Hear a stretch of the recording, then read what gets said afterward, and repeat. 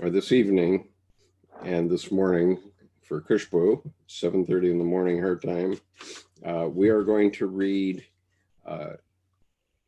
Discourse, the Bhagavad Gita, Discourse 8, verses 1 through 14, which is the Supreme Spirit. And so we're going to continue on as before. And so, Slok 1. Yeah, we'll do Slok 1 and 2 together. It's Okay. together here. Okay, Slok 1. Ki tad brahma kimar dhyatamaha ki karma purushottama adhibhuta cha ki ponta madhideva kimu Chate. Slok 1. Adhiyagna katha kodatra dehedasminama dhusudana prayana kale cha katha gyeyodasi niyatatmabhihi. Slok 1 and 2. Arjuna said, highest among beings, what is this Brahman? What is the highest self? What is action? How is the highest being declared? And how is the highest God spoken of? Verse 2. Killer of Madhu, how and what is the highest sacrifice in this body? And how, at the time of departure, are you known by those whose selves are restrained? That was from the poetic version, translated by Laurie Patton. Here is the prose version, which is in the SkyLight Path version of the Bhagavad Gita, translated by Shri Purohit Swami, and annotation by Kendra, Crossen, Burroughs. Verses 1 and 2. Arjuna asked, O Lord of Lords, what is that which is called the Supreme Spirit? What is man's spiritual nature, and what is the law? What is matter, and what is divinity? Verse 2. Who is it who rules the spirit of sacrifice in man? And at the time of death, how may those who have learned self-control come to the knowledge of you? And there are 3 footnotes in these 2 verses. The Supreme Spirit is Brahman. The spiritual nature is Adhyatma, one's essential self. And the 3rd footnote is law, a translation of karman, action, which has several meanings. It is the law of karma by which our own actions cause us to be born in particular conditions. It can mean all cosmic or divine activities as well as the spiritual and worldly actions of human beings. Karman also means the sacrificial act of making ritual offerings to the gods. And then the R.K. Sharma version with Carol Pitts and Les Morgan. Verse 1, Arjuna said, O Supreme Purusha, what is that Brahman? What is spirituality? What is action? And what is materiality declared to be? What is divinity said to be? There's a footnote. Krishna explains why he is called Purusottama, a supreme Purusha. The supreme consciousness in verses 15, in verses 16 to 19 of Discourse 15. And then verse 2, O slayer of Madhu, Krishna, who is the basis of sacrifice, and how is he so here in this body? And how can you be known by self-controlled people at the time of death? Slok 3.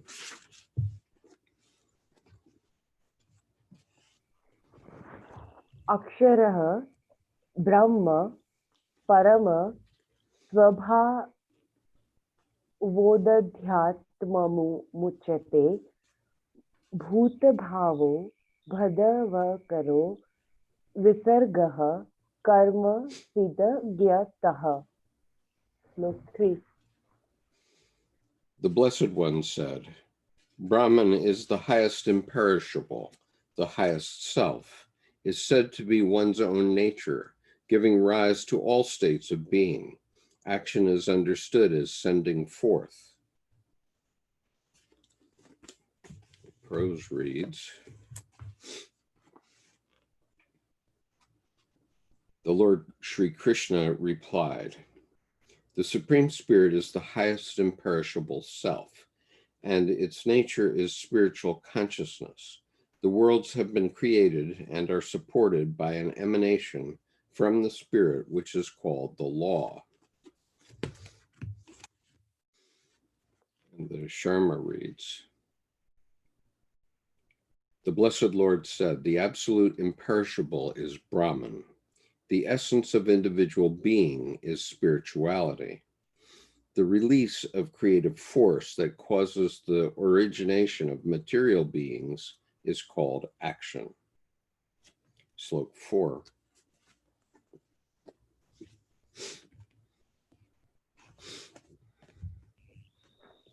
Adhibhutah Ksharo Bhavah Purushasya Chadhidevattamah Adhiyagyo Dahame Vatra Dehe Dehabhuta Vara. Slok 4. Among the embodied, the highest being is finite existence. The highest God is the Great Spirit. I am the highest sacrifice here in this body, chosen one. The prose reads, matter consists of the forms that perish. Divinity is the supreme self, and he who inspires the spirit of sacrifice in man, O noblest of your race, is I myself, who now stand in human form before you. And the Sharma reads, materiality is perishable existence. Divinity is consciousness, Purusha.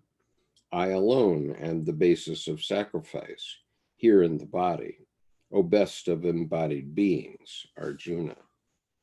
And there's a footnote. See verse 1861. Ishvara Sarva Bhutanam Hridese Arjuna Tistati. God resides in the heart of all beings, O Arjuna.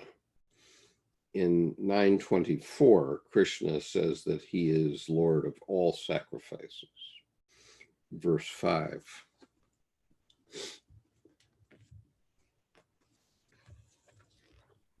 Anantakale cha mameva smarannamu katva kale varama yaha trayati sa mambradav yati nasyatya yatra sanshayah. Slok 5. And at the end time, remembering me, freed from the body, the one who departs goes to my state of being. There is no doubt in this matter.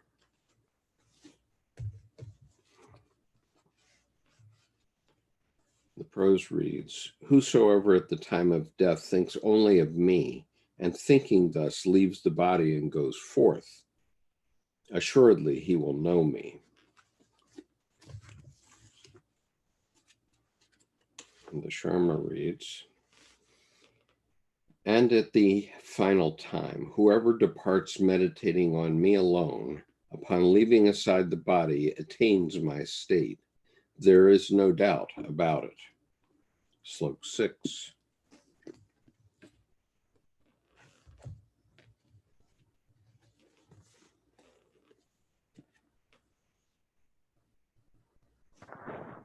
य य वापि स्मरभवाः त्यजत्यनते कलेवरम त तमेवेति कौन्तेय सदा स्तब्धावभावितः.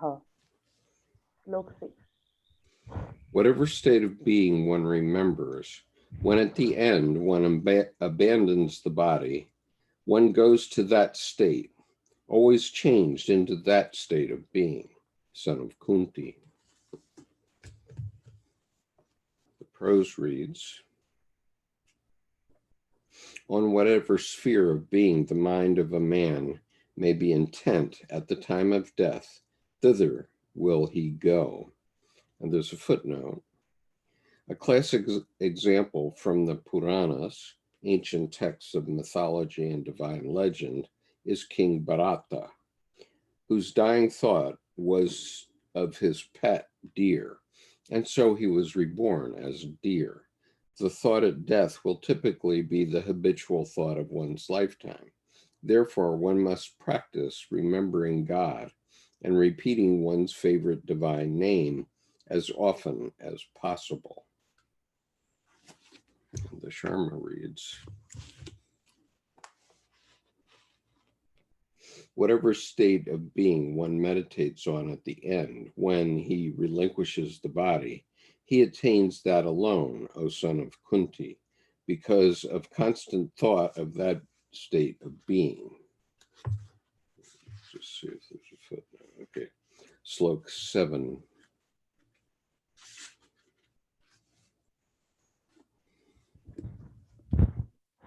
तस्मात् तस्वेषु कालेषु मामनुस्मर युध्य च मय्यर्पित मनो बुद्धि मामेवैष्य संशयम्. Slok 7.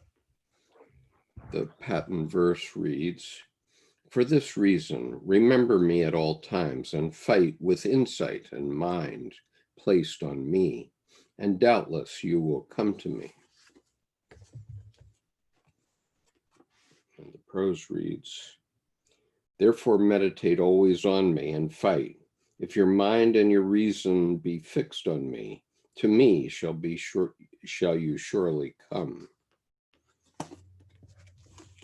The Sharma reads, therefore at all times meditate on me and fight. With mind and intellect surrendered in me, you will truly attain me without a doubt. And there's a footnote. For the modern reader, fight means to do your work and attend to your business. Slok 8.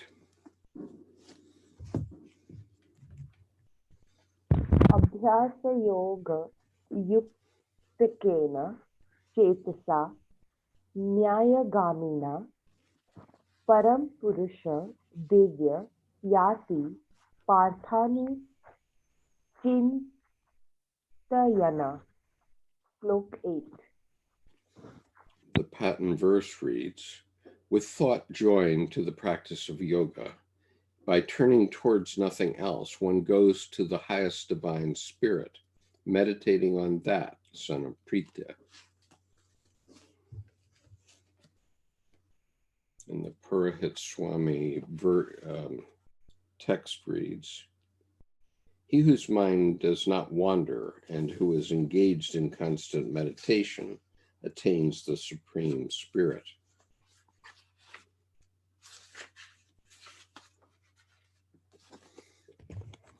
The Sharma reads, meditating with mind not straying, engaged in continuous practice of yoga, one attains the divine supreme consciousness, O son of Prita.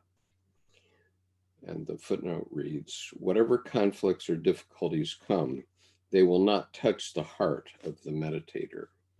Slok 9.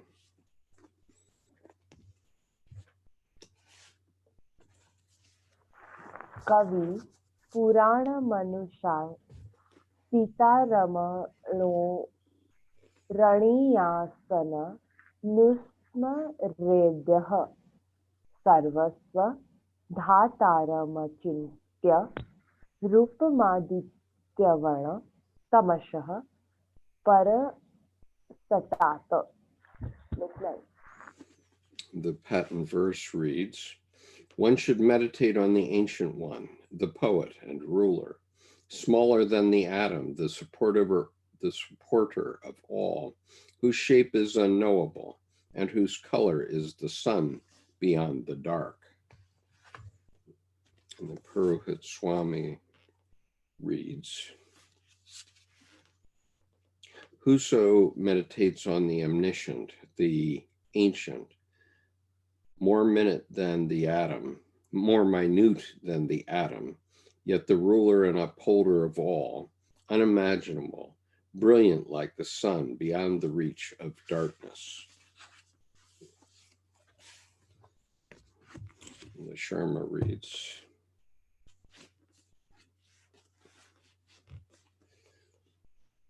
one who meditates on the ancient seer, the director, subtler than the atom, sustainer of all, with a form inconceivable, radiant like the sun beyond darkness. Slok 10.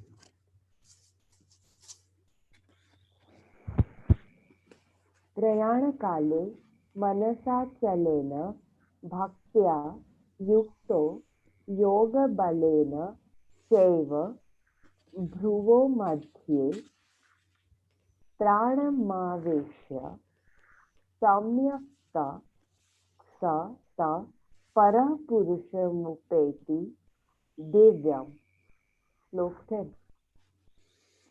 The Patton verse reads, at the time of departure with a motionless mind, joined to devotion through the strength of yoga, after making the breath enter between the two eyebrows, one goes to this divine highest spirit.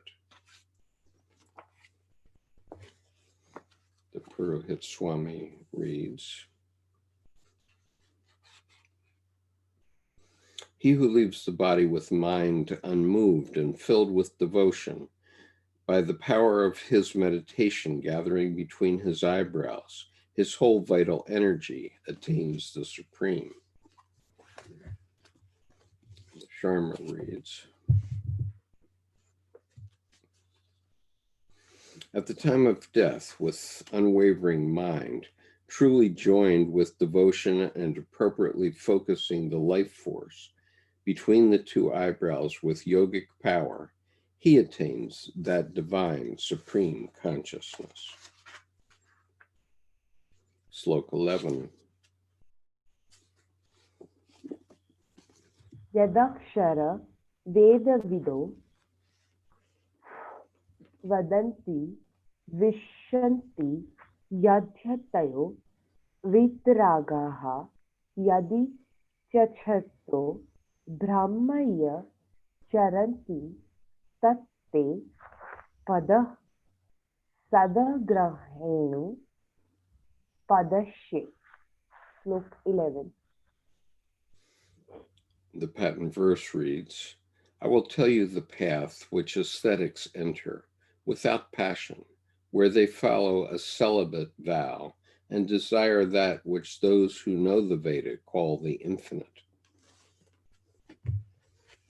And Purohit Swami's prose reads, now I will speak briefly of the imperishable goal proclaimed by those versed in the scriptures, which the mystic attains when free from passion, and for which he is content to undergo the vow of continence. There are two footnotes. Passion, raga, attachment to pleasure. And the second footnote is vow of continence, brahmacharya. See chapters 9, note 9, or chapter 6, note 9. Okay. So that was 11. Okay. The Sharma reads, I will briefly describe to you that goal which knowers of the Vedas call imperishable, which self-restrained ones free from desire enter, and wishing for which they practice self-control. Slok 12.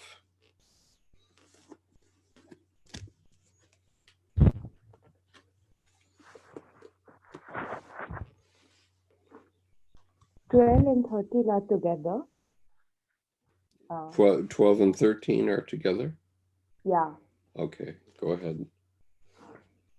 सर्वद्वाराणि संयम्य मनो हृदि निरुध्य च मूर्ध्याधायात्मनः प्राणमास्थितो योगधारणाम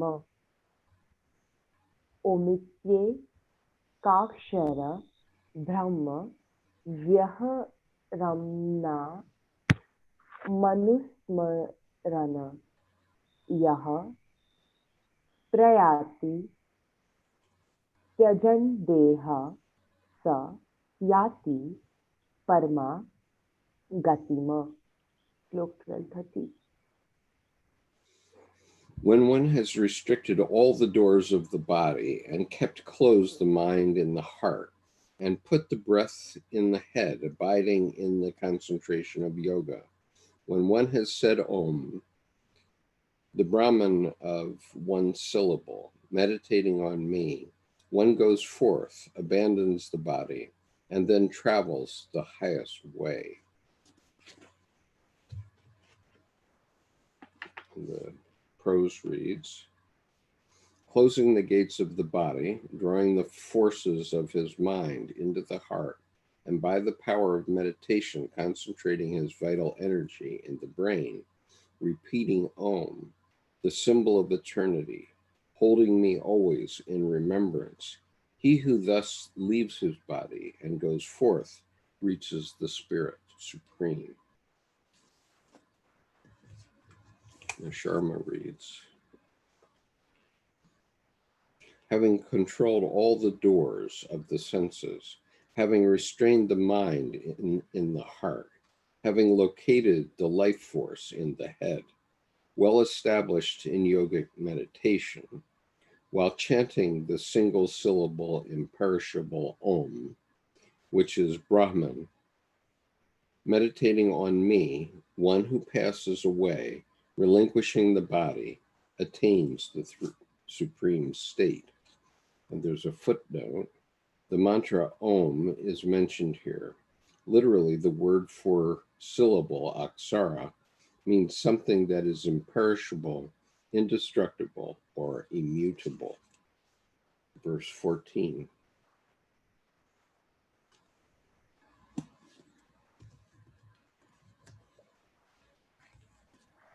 अनन्यचेताः सतत यो मा स्मरति नित्यशः तस्याः सुलभ पार्थ नित्ययुक्तस्य योगिनः. Slok 40. Son of Prita, for the one whose thought does not ever go elsewhere, who eternally remembers me, for one who practices yoga, always joined to practice, I am easy to find.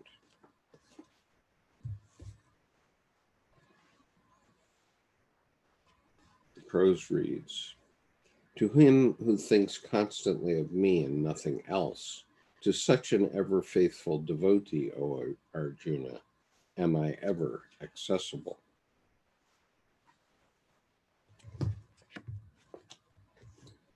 And the Sharma reads, O son of Prita, I am easily accessible to that ever dedicated yogin who constantly remembers me, always keeping the mind from straying. And that completes the reading for today. Thank you very much, Khushboo. So, Khushboo, are we going to read at this time tomorrow again? Yes. Yes. Okay. I will plan on it then. And so, Okay. thank you to our audience for joining us. We've got 5 visitors on YouTube watching with us right now. So thank you all for joining us today. We will be back tomorrow at this time.